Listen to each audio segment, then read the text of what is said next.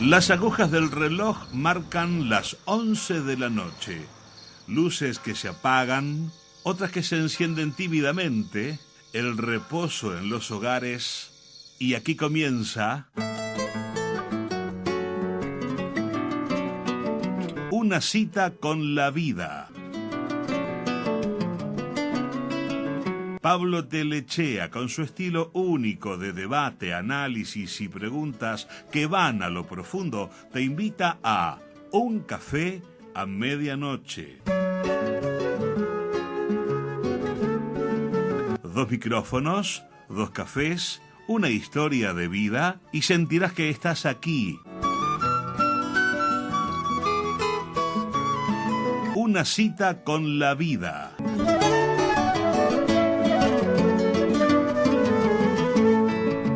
Todos los viernes a las 11 de la noche en Radio La Jefa, la que manda en Utah.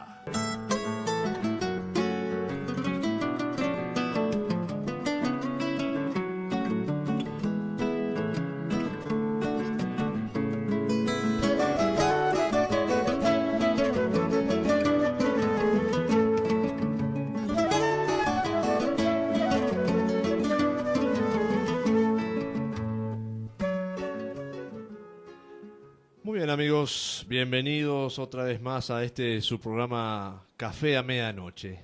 Estamos comenzando otro viernes con ustedes, 2 tazas de café para hablar de la vida. Soy Pablo Telechea y aquí en La Jefa Utah, La Jefa Online, les doy la muy cordial bienvenida a este programa de todos los viernes, exactamente a las 11 de la noche por este sitio de internet, lajefayutah.com, y todas las vías que ustedes tienen para escucharnos y para sintonizar esta entrevista de vida con un invitado diferente cada semana. Mi invitado esta noche, amigos, oyentes, es un caballero de carrera diplomática, ha pasado por y vivido por varias partes del mundo y que lleva a veces a que conocer diferentes culturas. Uno aprecie más la propia, pero también aprenda a disfrutar la variedad que existe en nuestra querida tierra, ¿no? Él es vicecónsul o cónsul alterno de México en el estado de Utah, aquí en los Estados Unidos. Carrera diplomática, como ya lo dije, muchos años en la parte diplomática, consular, y bueno, está con nosotros aquí nuestro invitado Luis Enrique Franco, el cual le doy una cordial bienvenida a un amigo y una persona que admiro mucho. Luis Enrique, bienvenido aquí a Café de Medianoche. ¿Cómo estás? Gracias, Pablo. Pues muy contento. Finalmente se me dio la oportunidad esta que me habías prometido en este programa nocturno. Me complace que este proyecto lo estés llevando a cabo y me siento honrado con tu invitación, a tus órdenes. Honrado me siento yo también y bueno, para mí es un privilegio que tú estés aquí en los micrófonos de La Jefa y también de Café a Medianoche, Luis. Bueno, muchas gracias. Ahora sí que es un honor mutuo, vamos a ponerlo así. Igual admiro tu pasión por lo que haces y sobre todo este esfuerzo que ahora a través de internet estás proyectando. Uh-huh. Luis Enrique, ¿te gusta hablar de la vida? ¿Te gusta la filosofía? Es una de las cosas que siempre me ha fascinado. ¿Sí? Creo que la filosofía le da un sentido a lo que hacemos y sobre todo para valorar en dónde estamos y a dónde queremos llegar. ¿A dónde queremos llegar? Eso es un dicho muy común, pero que a muchos nos cuesta decidir a dónde queremos llegar. ¿Tú decidiste llegar a donde estás hoy como diplomático siempre? ¿Fue cosas de la vida? Porque te has llevado por varias partes del mundo, Luis. ¿Cómo ha sido eso en la vida de Luis Enrique? Yo provengo de una población muy pequeña en el estado de Veracruz, una ciudad que se llama Papantla. Muy bien. Está en la parte norte del estado de Veracruz. Para ponerlo en forma muy gráfica, son como 12 horas de carretera a la frontera con Matamoros, Tamaulipas, McAllen. Esa es más o menos la zona donde yo provengo. ¿De cuánta población estamos hablando? Estamos hablando ahora de una población que debe tener 100,000, 110,000 habitantes. Cuando yo crecí era escasos 30,000, un pueblo donde nos conocíamos todos. Y yo creo que el interés nunca fue por la diplomacia en sí. Originalmente yo pensaba ser abogado. Mi abuelo, sin haber sido abogado, tenía mucho que ver con los juzgados, y quizás esa influencia de mi abuelo en una primera etapa, estoy hablando de la etapa secundaria, me perfilaba hacia la carrera de la abogacía, cosa que cambié más adelante porque definitivamente pues me di cuenta que para mí era un terreno en el cual yo no creía estar realmente convencido. Perdón. Y de ahí que fue ya cuando ingresé a lo que es el bachillerato, sí, que me surgió la inquietud por conocer, por ampliar mis conocimientos y no limitarme a una esfera de conocimiento. De ahí que las relaciones internacionales me parecieron un terreno fértil, porque por lo mismo se estudiaban cosas de sociología, sí, que de política, que de economía, que de historia, y esto es lo que a mí me gustaba, la lectura y aprender de otras partes. Muy bien. ¿Naciste y te criaste ahí hasta la adolescencia? Hasta la adolescencia. Yo salgo de la casa familiar a los 16 años, hacia la Ciudad de México, es donde estudio el bachillerato. Okay. Y nunca más regresé, solamente a visitar a mis padres, por supuesto, a mi familia, pero ya no volví a laborar, claro, ni a vivir con la cercanía de la familia. ¿Tus padres viven, Luis? No, mi madre falleció hace 3 años y mi padre hace 15, de tal manera que hoy lo que me une ahí a mi pueblo son hermanos, sobrinos. ¿Cuántos hermanos estamos hablando? ¿Hermanas? Fuimos 4, la hermana menor que falleció de cáncer de pecho precisamente hace 2 años y medio, el hermano mayor que es médico y el que me sigue que es maestro normalista. Somos ya actualmente 3 y cada quien su vida. Cada quien en su vida. ¿Cómo fue la infancia? ¿Cómo fue la vida? ¿Tuviste padres unidos? Sí, ¿Qué eran ellos? La verdad es que en el ambiente familiar pues tuve la fortuna de que mis padres no fueran divorciados, que tuvieran las peleas normales que se dan en toda familia, y puedo decir que tuve una infancia feliz, de esas infancias en donde uno camina y te encuentras el campo y la naturaleza, ahora sí que en la mano prácticamente, y te puedo decir que la vida familiar, no sin algunas estrecheces en momentos, pero siempre fue de buscar la unión y de estar siempre en sintonía familiar. Muy bien. ¿Hoy eres casado, eres padre? Tengo ya 26 años de matrimonio, acabo de cumplirlos hace unos cuantos días.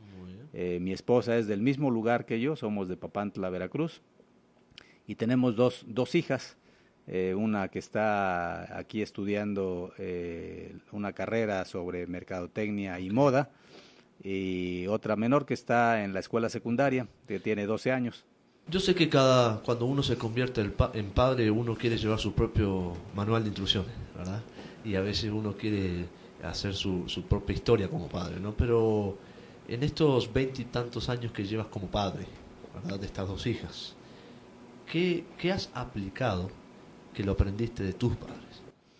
Yo creo que primero que nada la comunicación ha sido importante, escucharlas a las hijas, por supuesto tratar de transmitir los mismos valores con los que nosotros fuimos formados, y en ese sentido la formación de mi esposa y la mía es muy parecida. Si bien yo no conocía a mi esposa, sino ya hasta muy grande, sus padres y los míos se conocían. Fue una feliz coincidencia que después de muchos años y después de andar yo ya de trotamundos, volví a mi pueblo a ver a mis padres y me la encontré, y creo que la vida de pueblo, la vida de familia, sobre todo que se forma a base de esfuerzo, es lo que a uno le da esos parámetros para tratar de infundir los mismos valores y la misma disciplina y el gusto por el trabajo a los hijos. ¿Inviertes entonces en escuchar más y no tanto en amonestar o en sermonear como padre o qué? No me gusta el sermón, nunca he sido una persona que sermonee. Me gusta, y es lo que he tratado de inculcarle a mis hijas, que ellas expresen sus argumentos. Bien. Y que los defiendan. Siempre les he dicho, sobre todo hablando de una sociedad que sigue siendo machista, que yo quisiera para ellas la capacidad de debatir sus ideas y de defenderlas, independientemente de quién sea la persona que tengan enfrente. Esto es, que la autoridad no les imponga, sino al contrario, que les permita a ellas, independientemente de con quién se encuentren, expresar sus convicciones y mostrar también sus fortalezas. Claro. ¿A ti se te escuchó cuando eras pequeño? A mí se me escuchó, yo creo que también es parte de lo mismo. ¿En qué te ayudó eso? Pues en que yo siempre tuve la posibilidad de buscar mis propios caminos y compartir mis logros siempre con la familia. ¿Cómo hago como padre? ¿O cómo hacemos como padre para escuchar a nuestros hijos aun cuando sabemos que están equivocados? Es una pregunta que tiene que ver mucho con las cualidades humanas que uno tiene. A ver. Esto es, estar consciente que todos erramos. Okay. ¿Sí? Y puede ser que los errores sean muy grandes en el caso de los hijos. Al final todos nos equivocamos. Y en ese sentido habría que ver el tipo de falta que se cometió, y lo más importante, que esa falta finalmente no sea un obstáculo para que ellos, quienes se equivocan, puedan seguir adelante. Exacto. Muy bien. Entonces fuiste a la adolescencia, un pequeño pueblo que estaba ahí tu esposa actual, pero nunca la viste hasta que volviste después de Trotamundo. ¿Cómo es la...? Así es, la recuerdo de niña. Yo soy mayor que ella 6 años. Ajá. Pero bueno, pongamos que cuando yo tenía 12 años, ella era una niña que andaba todavía en columpios, y yo ya tenía 18 estando iniciando la universidad, y ella estaba en la escuela secundaria. Sí.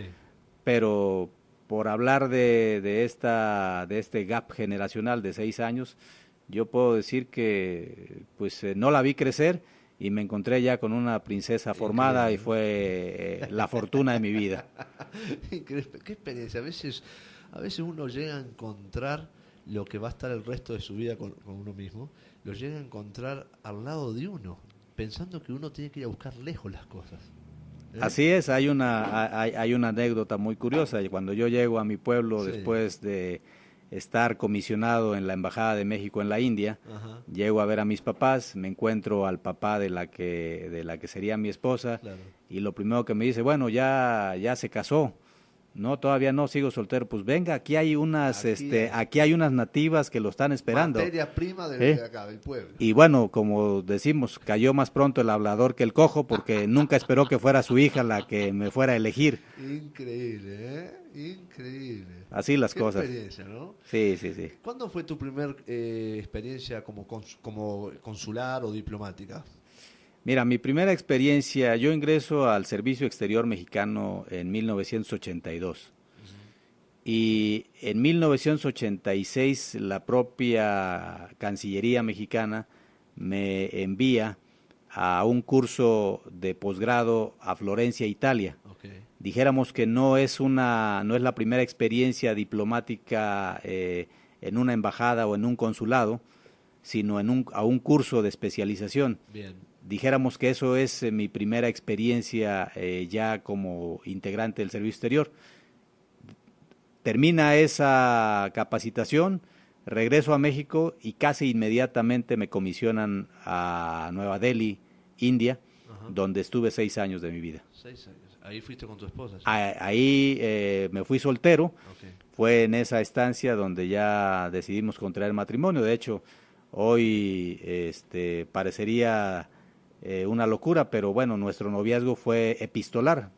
Cartas quincenales que ansiaba uno que llegaran más pronto, pero pues la distancia, la antípoda finalmente, México y la India son la antípoda. Sí. Fue una relación que después de 3 meses de carteo, 3 meses y medio, hice la propuesta matrimonial. Mi padre y mi madre se encontraban conmigo en la India, Sí. habían estado deseosos de irse a vivir una temporada conmigo. Ajá. Y mi padre fue quien hizo la petición, como la tradición más Sí. conservadora de esa época. Él hizo la petición por carta al compadre. Wow. Y obviamente pues ¿Y el casamiento fue en la India? y el casamiento no. Mis padres se quedaron en la India porque yo no tenía para comprar los pasajes de ellos.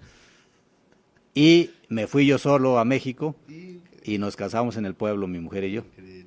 Bueno, por 3 meses escribiendo, por lo menos no se enamoró del cartero. Exactamente. Porque ese es el peligro que se corre con el amor epistolar. Esa es una buena observación, nunca lo pensé. Bueno, pero ya pasaste la prueba. ¿Tus hijas nacieron en México? ¿O? Las dos nacieron en México. Estuve yo, aparte de la experiencia que he tenido en el extranjero, Ajá. estuve después de la India, me fui al Consulado de México en San Antonio, Texas. Okay. Regresé a México al área de protocolo. Okay. Y ahí estuve casi 10 años. Ahí nacieron mis hijas. ¿Te hubiese gustado que nacieran en otro país? ¿Como aventura? Yo creo que no se piensa ¿No? y para mí el lugar de nacimiento es irrelevante. Okay. Vamos, eso es casuístico. Sí. No, nunca pensé, ni siquiera pensar que nacieran en Estados Unidos, porque en aquella época eso les garantizaba la ciudadanía. Era el furor. No, ni siquiera eso. Okay. No, yo creo que uno debe estar consciente de que el lugar de nacimiento, bueno, pues es destino. Sí. ¿Cómo es la carrera consular, Luis? ¿Tiene su fin? Obviamente, como toda profesión, tiene un retiro merecido, pero ¿cuándo llega el fin de una carrera consular? ¿Cuándo, por edad o cuando un gobierno lo decide? Mira, la carrera diplomática consular tiene un límite. En el caso de México, cada país tiene sus propias modalidades, Sí, me imagino. pero en el caso de México la edad de retiro son 65 años. Bien. Son 65 años, entonces pues si en mi caso ingresé yo a los 25 años, quiere decir que yo al término de mi carrera diplomático consular habré trabajado 40 años Okay. para el Servicio Exterior mexicano. México, para nuestra audiencia, que es mucha mexicana, pero también la audiencia del Café a Medianoche y de otros programas que yo tengo, es muy sudamericana. El sudamericano tiene una imagen de México de una potencia, un país gigantesco, más de 100 millones de habitantes, cosa que creo que Brasil y Argentina, Brasil supera los 100 y Argentina se aproxima. Además, el resto de los países latinoamericanos no llegan ni a la mitad. Y vemos a México como una potencia, ¿no? México llegó a nuestros países por la televisión, las películas, la cultura, los libros, los grandes escritores, la historia. ¿Cuál es la bandera de un cónsul o una persona que trabaja en relaciones exteriores de México? ¿Qué es lo que ofrece al mundo un consular de México? Bueno, yo creo que todo diplomático carga consigo las tradiciones, carga consigo la historia patria, Ajá. carga consigo una responsabilidad de representación en el extranjero. Uno no deja de ser el representante de un país, esa es la parte honrosa. Uh-huh. Sin embargo, también carga uno consigo mismo los problemas y los retos que nuestros países enfrentan. Especialmente hoy. como está México. Especialmente hoy, yo no diría que México, el mundo es un lugar muy complicado para habitarse. Lo mismo en Nigeria que en Bolivia, que en el Caribe, que en todas partes, mismo en Estados Unidos. El país de México en este momento tiene enormes retos de inseguridad pública. Sí. De hecho, tiene una de las ciudades más inseguras en el mundo. Hay estadísticas, Sí. Las estadísticas siempre depende de quién las haga, pero sí tenemos problemas de inseguridad focalizados y al final hay que dar la cara también para tratar de transmitir cuáles son las acciones que se están tomando para combatir lacras sociales, para combatir problemas que hoy son problemas transnacionales.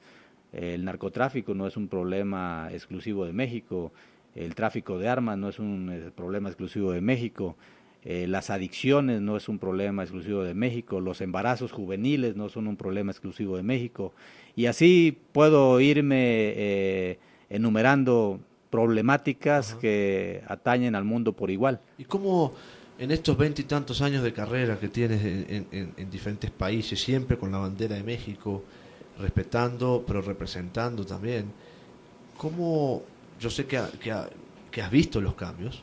México no es lo mismo hace 25 años que hoy, siglo XXI, 2015. ¿Cómo México ha sabido lidiar con eso? El trabajo consular, relaciones públicas, ¿cómo lo ha llevado? ¿Cómo lo ha sobrellevado estos cambios? Algunos buenos, pero otros son negativos. La política exterior de México ha tenido cambios importantes, pero hay que decirlo, el principal reto de política exterior de México es con el vecino, con los Estados Unidos. Sí. De hecho, es en esta dinámica de la relación México-Estados Unidos que se puede entender mejor cuál es la diplomacia y la labor consular de México hacia el extranjero. Más de la mitad de los recursos humanos del Servicio Exterior mexicano estamos ubicados en Estados Unidos. Tenemos una red consular de 50 consulados más la sección consular de la Embajada de México en Washington.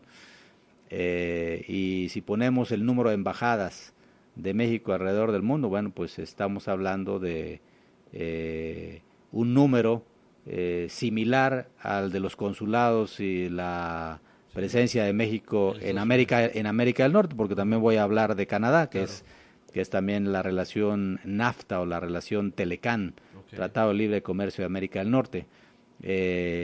Cuando yo ingresé a la Cancillería, era impensable que se fuera a dar un tratado de libre comercio entre Estados Unidos y México. ¿Y qué fue lo que el cambio? Bueno, definitivamente el cambio en los modelos económicos y la necesidad de darle certidumbre a una relación bilateral que todo el mundo sabía que se venía dando, pero no se quería reconocer.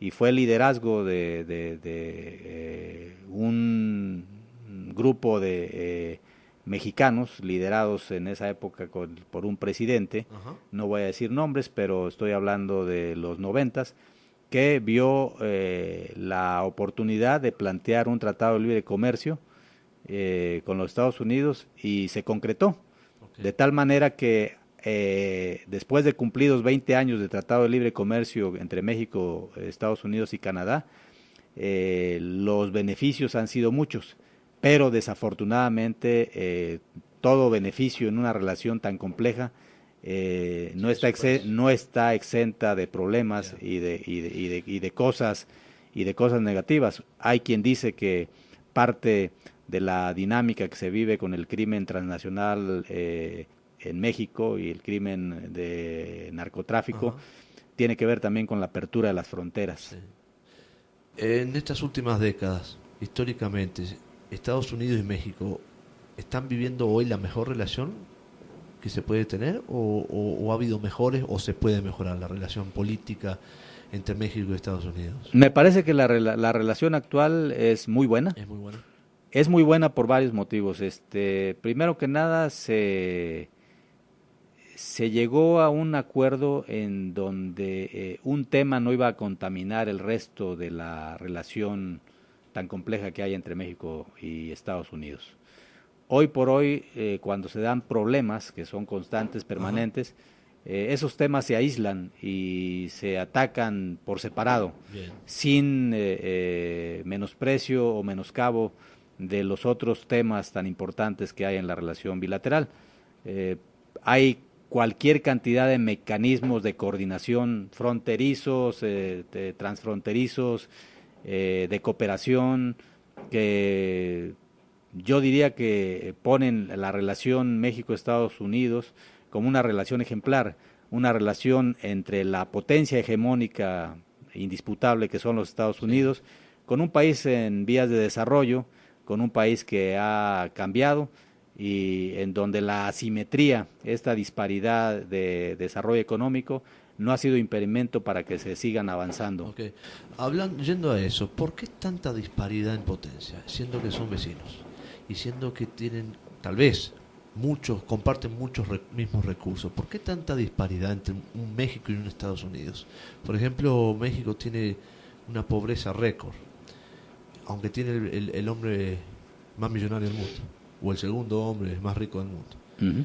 ¿Por qué tanta disparidad? Bueno, hay varias explicaciones. Primero que nada hay que ver la historia.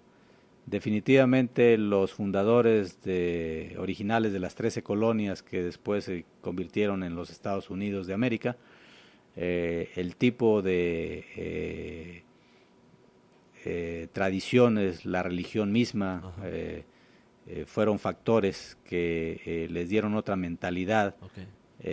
Y el proceso de democratización que se dio en este país fue, dijéramos, un proceso en donde no se centralizó el poder. El caso de muchos países en América Latina, y es el caso de México, la religión jugó un papel que de alguna manera obstaculizó el desarrollo y el progreso. La iglesia lo fomentó. Y por otro lado, pues gobiernos centralistas que pensaban que desde la capital del país se iban a controlar a todos los demás estados de la federación, cuando en realidad, bueno, pues cada quien tenía sus cotos de poder. Y yo diría que un fenómeno que ha permeado mucho son los niveles de corrupción. Entonces, cuando hablamos de desarrollos dispares, hay que decir que también no se le ha apostado mucho a la educación, a la innovación. ¿La corrupción se elimina con educación? No necesariamente. Hemos visto casos de corrupción importantes en Europa. Muy educada. Es una educación de cuello blanco, ¿no? Ajá. Es una corrupción de cuello blanco, perdón. ¿Pero qué tanto lastima la corrupción hoy a México? Bastante. Es un tema en la vida diaria de las personas y se han hecho esfuerzos. No voy a negar que se han hecho esfuerzos para tratar de eliminarlos, pero desafortunadamente los esfuerzos no son tangibles. Y la gente común y corriente pues percibe que la clase política es la primera que fomenta las actividades de corrupción. Te convertiste en padre, Luis. ¿Recuerdas ese día? Sí, cómo no. ¿Qué sentiste? Evidentemente lo primero que viene a la mente es esa responsabilidad de ese ser que está en el cunero apenas con una, dijéramos, con una imagen de desprotección, de fragilidad, de vulnerabilidad y es cuando uno siente, ahora sí comienza la responsabilidad ya mía. Ajá. Alrededor de una criatura, bueno, pues que fue deseada, fue querida y cambia totalmente la manera de ver el mundo. ¿Es posible que a veces nace el niño y todavía no nos sentimos padres? Es muy común, yo creo que lo vemos también, los niveles de responsabilidad en paternidades en la comunidad hispana. Lo vemos en el consulado muchas veces. ¿De qué manera? De criaturas que el padre tranquilamente se dio la media vuelta, dejó a la madre con las criaturas y nunca más volvieron a saber de ellos. Y son casos en donde nosotros tenemos que dar apoyo a estas familias. ¿Cómo está enfrentando y poniéndole el pecho a las balas a ese problema el país México, la sociedad mexicana? Porque no es un caso, son miles. Hay varios programas, sobre todo se ha visto desde el punto de vista gubernamental la necesidad de crear políticas públicas integrales en donde los distintos ministerios, las distintas secretarías y las distintas instancias tengan corresponsabilidad. Hay un ente que se llama Desarrollo Integral de la Familia, y esta entidad es la que se encarga de salvaguardar los intereses de madres adolescentes, de madres abandonadas, de menores en estado de vulnerabilidad, y aparte de esto existe el compromiso del Servicio Médico Nacional de las instancias para brindar la atención, y más allá de eso programas en donde ya las escuelas son de tiempo completo desde en la mañana hasta en la tarde si la madre tiene que trabajar. Inserción laboral. Son programas integrales, no es un solo programa, y se está consciente que el reto no puede ser resuelto por una simple voluntad de cambio, sino hay que involucrar e inyectarle recursos, porque es el otro punto que es importante. Sí, claro, porque hay que darle un apoyo logístico de que esa mujer no sea parte de la sociedad y no quede rezagada. Exactamente. Y la otra, la educación como punto fundamental para que estas familias que se encuentran en la indefensión puedan tener un proyecto de vida viable. Exacto. Hoy no hay certidumbre, no hay viabilidad. La gente se siente frustrada, no puede planear un día adelante. Y no puede planear, viven al día y muchas veces medio viven. Fíjate que una vez hablando con un psicólogo de Argentina, una cultura totalmente diferente a la que se vive aquí en los Estados Unidos, aún hablando de hispanos. Y estábamos hablando esa vez, haciendo una conexión telefónica en mi programa radial de los sábados, de lo que más importa, acerca de el alto índice de estrés y de depresión juvenil en los Estados Unidos, de la adolescencia. Y que también en Sudamérica está golpeando fuerte a los adolescentes. Pero él nos comentaba que la razón principal de que un joven se deprime o se estresa en nuestros países latinoamericanos, es depresión al fin, mismo perro con diferente collar, pero es depresión al fin. Pero decía, un joven se deprime aquí porque no puede planear un día futuro, no ve, entonces se deprime, no puede planear hacer una carrera y decir, voy a ser doctor y cuando me gradúe tendré mi oficina, mi consultorio, lo que fuere. Es imposible planear algo así. Y la razón de acá es que tienen todo, y tienen todo organizado, y que a tal edad van a salir de la carrera, y van a terminar, y a tal edad van a tener su consultorio. Esa vida mecanizada también deprime. Entonces hablamos de dos fuentes diferentes de depresión en la juventud. Increíble, ¿no? Y creo que en México está en lo mismo, ¿no? De que a veces no se puede planear un día futuro porque la incertidumbre, no es fácil, ¿no? Así es, como decíamos antes, hay hijos bien criados y muchos otros más bien son malcriados. ¿Sí? Y teniéndolo todo, teniendo la vivienda, el coche de familia, teniendo las vacaciones anuales garantizadas, teniendo todo en charola de plata, simple y sencillamente no lo valoran y con mucha facilidad caen en las adicciones. Es el gran riesgo de los países desarrollados. Así es, o tienen la ansiedad de que falta algo.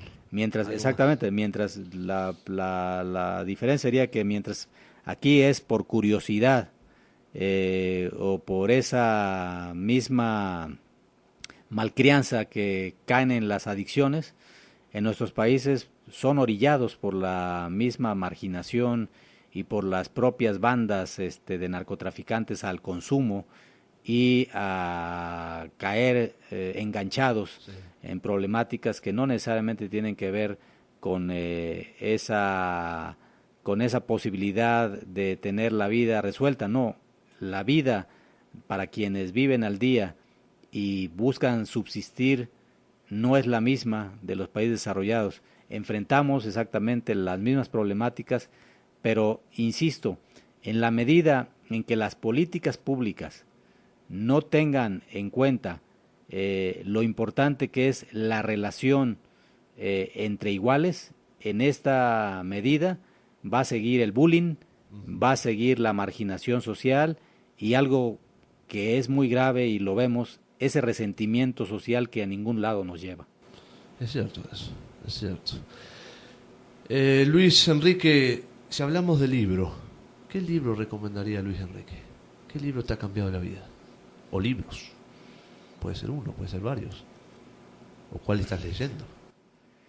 Mira, la verdad es que hay yo tengo libros preferidos. Cabecera. Yo tengo libros que releo. Y yo creo que recomendar un libro que pueda servir como un patrón o que pueda servirle a todo mundo, pues es muy difícil. Pero ¿sí? ¿por qué relees un libro? ¿Con qué intención se releería un libro? Con la intención de recordar un pensamiento o una reflexión. Okay. ¿Sí? Hay, por ejemplo, un libro que yo leo, es el libro de poesía, Jaime Sabines. Es un poeta del estado de Chiapas, en México, con un verso muy nítido, muy profundo. Me gusta mucho la obra de Octavio Paz. Yo creo que la obra de Octavio Paz es una de esas lecturas que siempre le dejan a uno algo, ya sea poesía o análisis político. Octavio Paz es uno de los personajes que hay que leer. Hay uno en lo particular que se llama Vislumbres de la India, y ese libro de Octavio Paz es un libro que yo leo y releo porque, para decirlo con toda humildad, dice las cosas que yo hubiera querido decir o que yo quisiera decir después de haber vivido 6 años en la India. Increíble, ¿no? Y lo sintetiza en 2 o 3 frases o en 2 o 3 palabras. Es decir, uno está en esos libros. Uno es el que vuela, uno es el que rescata a la princesa del castillo. Uno está en los libros, ¿no? Uno está en los libros, definitivamente. Otro libro que me parece que a mí en lo personal me marcó, Ajá. es un libro de Elena Poniatowska, La noche de Tlatelolco, que habla precisamente de la represión estudiantil De los 60. y la masacre de estudiantes en la plaza de Tlatelolco en 1968, el 2 de octubre, porque después de todo te transmite ese coraje, te transmite muchas emociones, y yo soy una persona muy sensible al dolor social. Wow. Gracias por las recomendaciones. Si pensaras en algún titular de un periódico, ¿cuál sería el ideal para ti? ¿Qué titular te gustaría leer en un periódico? Que te diga, al fin, leo este titular. ¿Cuál sería? Uno que dijera, las grandes potencias llegan a un acuerdo y las grandes potencias se ponen de acuerdo y la paz mundial es garantizada. Bastante utópico. Ese es el tipo de primera plana que me gustaría ver, No, claro. pero No es va a ser muy difícil que esto ocurra. y hay que ponerlo en el plano individual. Claro. Si es difícil ponernos de acuerdo entre seres humanos a nivel individual, ni qué decir cuando los países tienen enormes intereses y grupos de interés detrás de quien ejerce el poder. Hablaste del machismo. ¿Cómo ves hoy en día? ¿La sociedad ha mejorado? ¿Hay organizaciones pro esto, pro lo otro? ¿Pero pensás que el machismo continúa? Por lo que mencionaste hace unos minutos atrás. Yo creo que el machismo continúa y va a continuar. ¿Por qué? Es un asunto que tiene que ver con la formación y deformación familiar. Yo creo que hay que ponerlo en contexto. Me estoy refiriendo al machismo entre los hispanos, entre los latinos. Definitivamente yo no te podría decir que entre los anglosajones hay hechos evidentes de machismo. No lo percibo yo así como se percibe entre los hispanos. Ajá. Quizás porque es más disimulado, o no sé. Yo no digo que no exista. Sabemos, lo voy a poner de otra manera.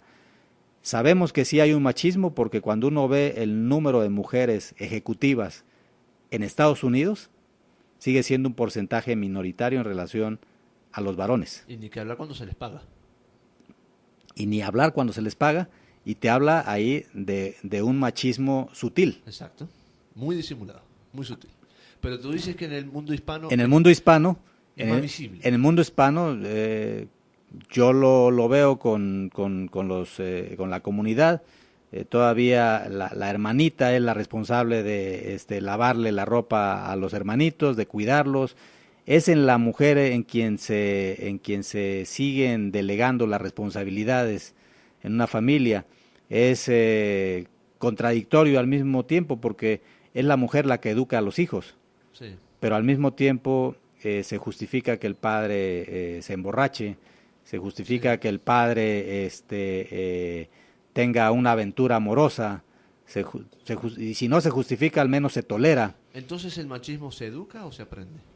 Yo creo que el machismo se aprende, y se aprende porque el medio en el que nos desenvolvemos tiene cualquier cantidad de imágenes que llevan detrás ese resabio machista con el que fuimos educados.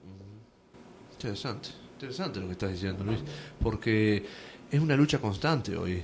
Siglo XXI aún se sigue peleando con eso. Qué bueno que se está peleando, porque 30 años atrás ni se peleaba. Cada uno en su casa, y tú mencionas la familia como fuente de eso.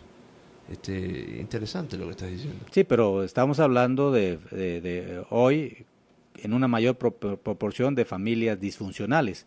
Yeah. Tenemos que pensar en el índice de divorcios que se están dando actualmente. Hoy los matrimonios no son tan duraderos. Sí. Esa es una. Pero antes duraban mucho también por el machismo. Antes duraban precisamente porque se toleraban las infidelidades del hombre de la casa. Exacto. ¿Sí? Y en México inclusive se toleraba lo que se llamaba la casa chica. A ver. La casa chica en México es un término que se utilizaba para referirse a la casa que el hombre formaba fuera de su matrimonio. Okay. Y se le llamaba la casa chica porque pues, obviamente la casa grande, la casa principal era la del matrimonio de ley. Exactamente. Y se toleraba inclusive porque hay quien dice que esto se remonta a la época de las luchas entre las poblaciones indígenas, entre los aztecas contra los texcocanos o entre los aztecas contra otras comunidades indígenas, y el tener la casa chica aseguraba la especie, esto es, aseguraba hijos que se iban a incorporar como guerreros. Exactamente. Y era justificado que el hombre fuera un semental que podía, en un momento determinado, buscar... Y hoy traído a la realidad, a la actualidad, perdón, ¿cuál es la casa chica de hoy? Hoy yo creo que las propias estrecheces económicas Sí. ya no permiten siquiera pensar en una casa chica, porque antes Sí, sí, sí, sí. se podía distraer parte de ese sueldo Ajá. para pagar la renta y para cubrir las necesidades básicas de esa otra familia. Ya. Había indirectamente un principio de responsabilidad por darle también sustento a esa casa chica. Es decir, eran grandes administradores financieros. Sí, porque muchos no se enteraron que tenían medios hermanos, sino hasta Increíble. que fallecía Sí, sí, sí, sí, es cierto eso. el padre. Ya. Déjame leerte algo. Tú estuviste una vez en mi programa de Lo que más importa, de debate y análisis. Y yo recuerdo lo que dijiste y yo lo anoté. Y tú dijiste en mi programa, el problema de la inseguridad y violencia en México radica en la débil estructura de valores que hoy la sociedad enfrenta. La familia como tal es la responsable de mantener saludable a un vecindario y por ende una sociedad. ¿Sigues pensando eso? Lo sigo creyendo firmemente. Creo que yo soy de los que creen que en la medida en que un ser humano no crezca con el cariño, con el apoyo de quienes comparten sangre, en esa medida pues vamos a ser como yeguas desbocadas, vamos a jalar sin saber para dónde. Y ahí está, esas son las riendas que bien llevadas en una familia pueden aportar gente de bien. Traído esto que dijiste, ¿cómo estoy tratando de ponerlo en un escenario de un muchacho adolescente o muchacha adolescente? A veces se dice que la pobreza tiene cara de madre, de esa niña que se embaraza para salir de ese hogar, que sufre, que es victimizada, es abusada, como mujer es menos en ese hogar, y se embaraza prematuramente para ser alguien en la vida, en la sociedad por primera vez.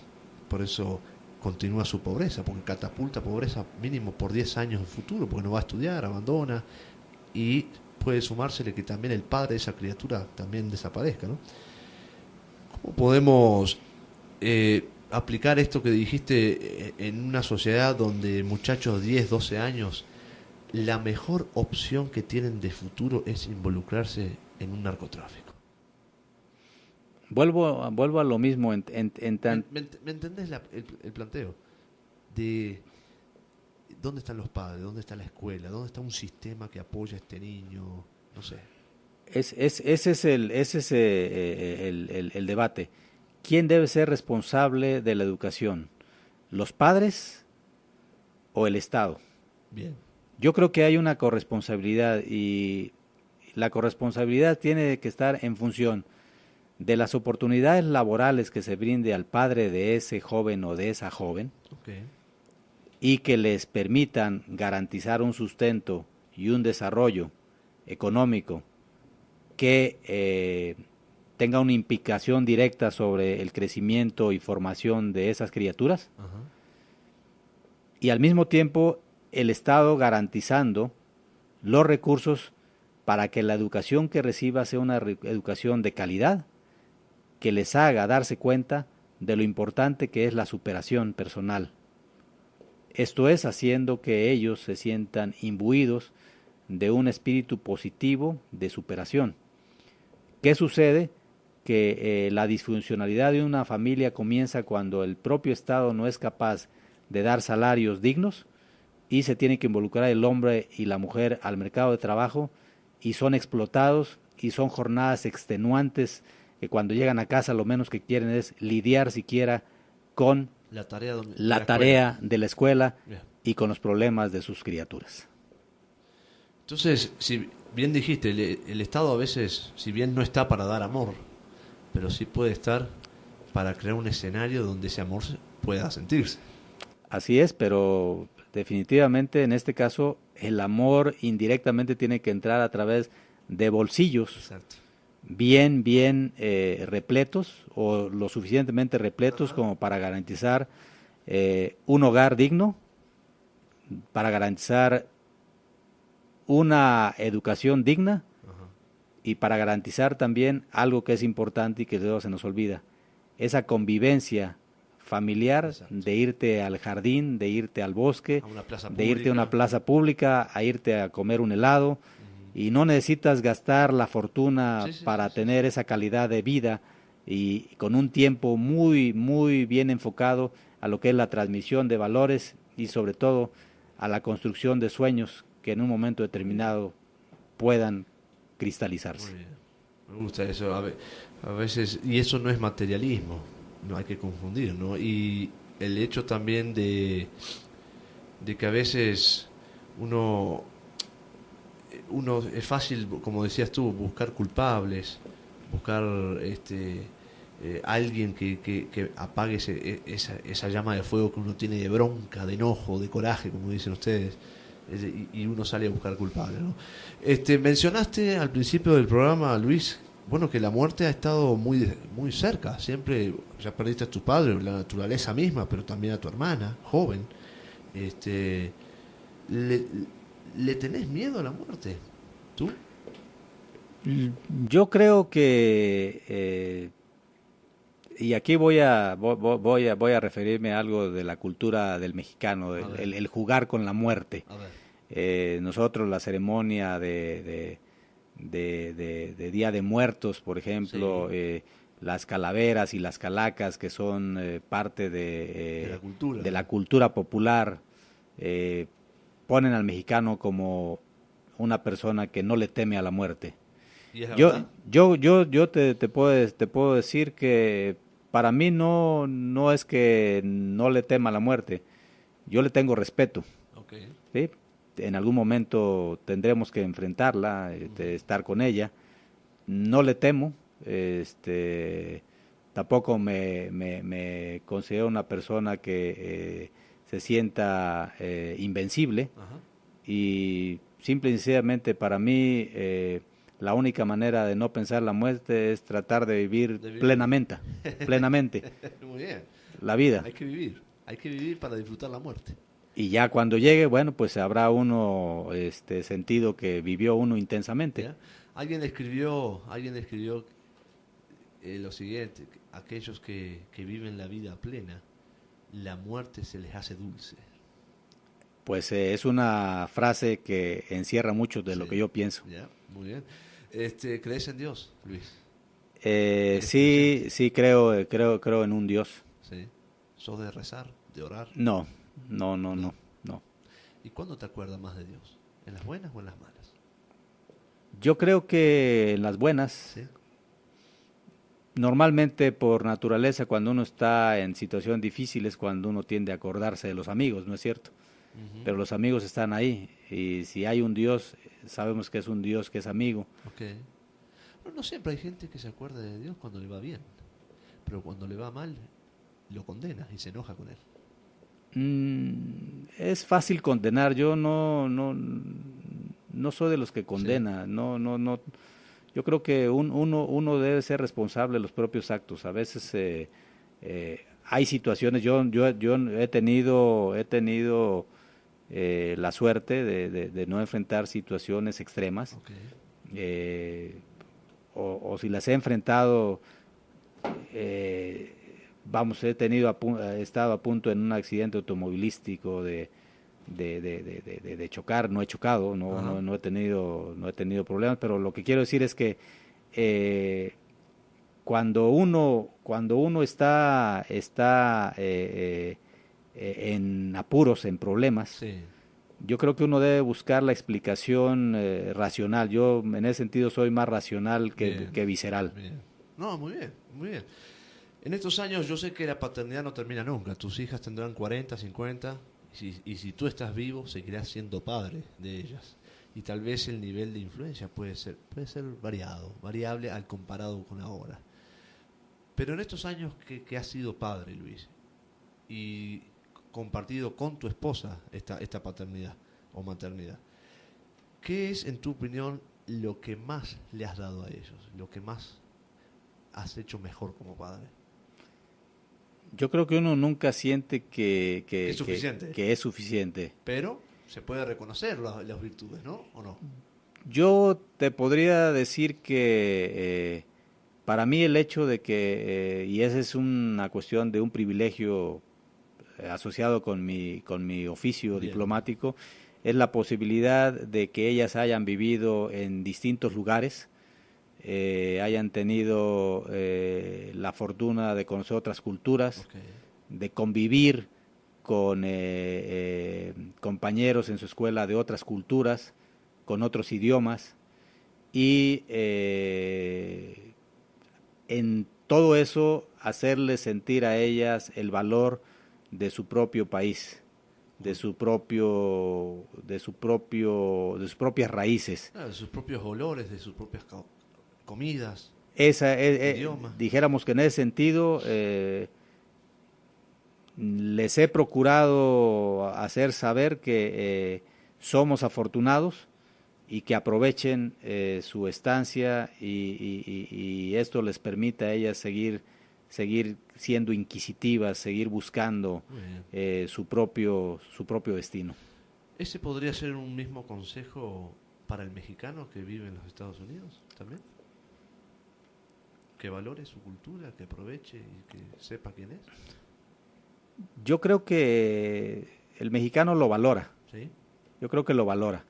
Nada más que hay una situación, en ocasiones se cae en una actitud cómica de lo mexicano. O sea, se piensa que ser mexicano es emborracharse sin responsabilidad alguna. Se cantinflea. No sé, la imagen del mexicano holgazán, estereotipos que yo creo que hay que ir eliminando. Pero después de todo yo diría que la cultura del trabajo, eso que tenemos no solamente los mexicanos, sino muchos latinoamericanos, aquí en Estados Unidos, afortunadamente la gran mayoría vienen a esforzarse y a demostrar que es gracias a su trabajo que la economía de este país se mantiene boyante, sí, o se mantiene más o menos en buenos términos de crecimiento. Pero eso que estás diciendo en cuanto a los estereotipos del mexicano en los Estados Unidos, los estereotipos no se consiguen un día para el otro, se obtienen, se ganan y a veces la sociedad juzga mal. Pero yo pregunto, ¿eso no es parte de ser víctima de un sistema? ¿No es una conducta defensiva del mexicano que migra, que siente, tuve que salir del país, de mi tierra, para darle de comer a mis hijos? Tuve que salir de mi México, de mi pueblito, de acá, de allá, para tener una camioneta, para ser alguien.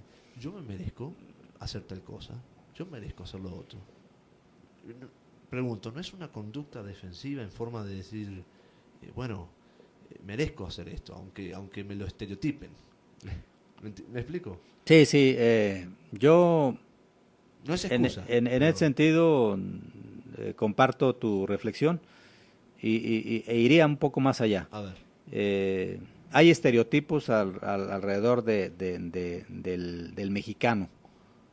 En muchos sentidos se nos ha querido subestimar. Okay, ¿sí? Sí, es cierto. Pero al mismo tiempo la propia dinámica de las relaciones sociales que se establecen en Estados Unidos con los migrantes, sobre todo en los migrantes que quedan en la frontera México-Estados Unidos, han propiciado la generación de una cultura híbrida que ni es del todo mexicana ni es del todo estadounidense.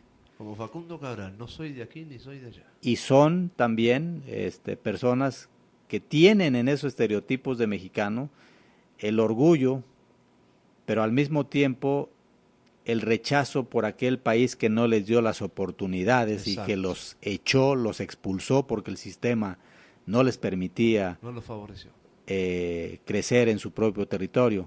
Pero estamos hablando de comunidades que ya son millonarias en cuanto a su número, sí. Que repiten estereotipos, pero al mismo tiempo ya no se sienten del todo mexicanos y tampoco encajan acá. Hay un doble discurso ahí. Hay un doble discurso, que es este tipo de nueva sociología en la frontera México-Estados Unidos. Bueno, hemos llegado al final del Café de Medianoche, Luis. Se ha pasado una hora volando. Y yo le pregunto a este Luis que hoy está, que es de carrera de cónsul, de consular, diplomática, que tiene muchos años, si tiene metas, si le gusta la política, ¿qué contempla para el futuro, Luis Enrique Franco? Yo me veo ya en retiro, me veo, faltan algunos años, Ajá. pero no cruzado de brazos. ¿No? A mí me gustaría, por ejemplo, dedicarme a la academia, dar clases en una universidad, seguir transmitiendo toda esa gama de conocimientos que pueden transmitir algo positivo a las nuevas generaciones. Muy bien. Entonces me veo todavía en la trinchera, Muy bien. Peleándola. un Pablo Telechea tratando de motivar a los jóvenes a que alcancen sus sueños y sobre todo a transmitirles el valor de la educación en sus vidas. La educación es fundamental para Luis Enrique Franco. Para mí ha sido fundamental y gracias a esa educación, esa fue la herencia que mis padres me dejaron. Sigo disfrutando de mi trabajo y sigo disfrutando de la vida. Porque te escuchaban. Yo creo. Así es. Te escuchaban cuando eras niño, te escuchaban cuando eras joven. Es decir, fuiste escuchado. Fui escuchado y siempre me respetaron mi forma de ser y mis planes. Fundamental. Eso es parte de la educación. Eso fue parte de la educación. Es un talento saber escuchar. Cuesta trabajo, pero cuando uno aprende a escuchar, de verdad se siente uno reconfortado. Así es, así es. Enrique, yo tengo una tradición aquí con mis invitados en Café de Medianoche que yo les entrevisto por una hora, pero les doy la oportunidad a que el invitado sea el entrevistador y me haga una pregunta a mí, una sola. Preguntarle algo a Pablo Telechea. ¿Qué preguntarías hoy si fueras el entrevistador? Pablo, ¿cómo le haces para mantener a una familia con 6 hijos y una esposa demandante por naturaleza para lograr ese equilibrio entre tu trabajo de motivador y esa responsabilidad, yo no lo voy a llamar trabajo, esa responsabilidad de motivador familiar? ¿Cómo logras ese equilibrio? Bueno, gracias por eso, porque es siempre mi principal preocupación. Mi motor, sinceramente, para mantener mi vida estable, en realidad no es el trabajo y que me lleve a la familia a mantenerla. Es mi familia que me lleva a mantener mi trabajo como motor. No sé si me explico. Mi trabajo es micrófono, es hablar, es dar conferencias, pero si yo no estoy bien como familia, yo no tengo esa fuerza para motivar. Entonces, siempre, Luis, siempre trato de poner en primer lugar la familia, mis hijos y mi esposa. Y te digo que he aprendido a golpes. Muchas veces he tenido que decir no a muchas cosas. A invitaciones allá, a invitaciones acá, cosas que dan prestigio, digo que no. Porque si empiezo a decir sí a todo, pierdo la autoridad moral que trato de tener cuando abro un micrófono y decir las familias primero. Entonces puede resultar raro y puede decir la gente, este hombre no va a llegar lejos tal vez, porque pone la familia en primer lugar y pierde oportunidades de mercadeo o lo que fuere. Pero al fin y al cabo, yo usar un micrófono puedo dejar de usarlo. Puedo un día dejar y no uso más un micrófono, o no escribo más artículos, o no hago tal cosa que es lo que me apasiona. Pero dejar de ser padre jamás voy a dejar de serlo, y esposo tampoco. Y eso me da la impresión que es donde más me tengo que enfocar. Es lo que he aprendido. Mis padres también me escuchaban. Yo escuchaba a mis padres. ¿Okay? Pero es cierto, esta es mi profesión. ¿Y por qué me gusta hacer estas entrevistas con Luis Franco, con el que se siente ahí? Mi madre una vez me regaló un libro. Yo tenía 8 años y ese libro marcó mi vida. El libro se llamaba El porqué de las cosas. Era un libro de tapa verde. Y mi madre me enseñó, Pablo, para aprender hay que preguntar. Hay que preguntar por qué. Siempre no es malo preguntar. Y por eso me gusta preguntar. Por eso me gusta entrevistar. ¿Por qué Luis tal cosa? ¿Por qué? Porque aprendo. Hay un refrán en mi pueblo que se dice que más sabe un sabio, no, dice el dicho, más sabe un burro preguntando que un sabio contestando. Exactamente. Y esa es mi respuesta. ¿Cómo le hago? Trato de tener las prioridades en orden. No es perfecto, no es fácil. Y no es que diga que todo en armonía tiene este hombre, no, para nada.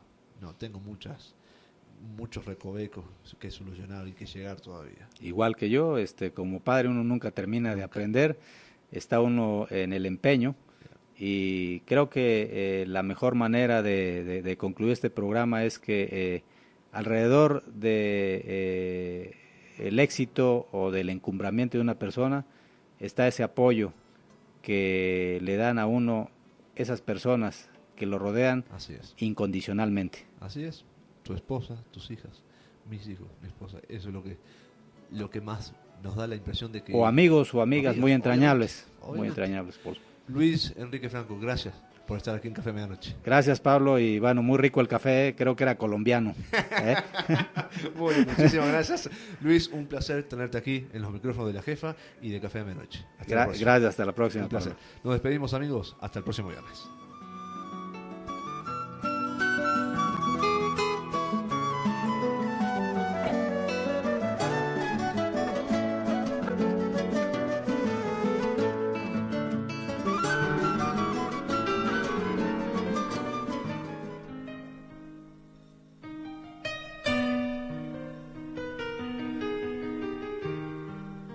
Café a la medianoche, una cita con la vida.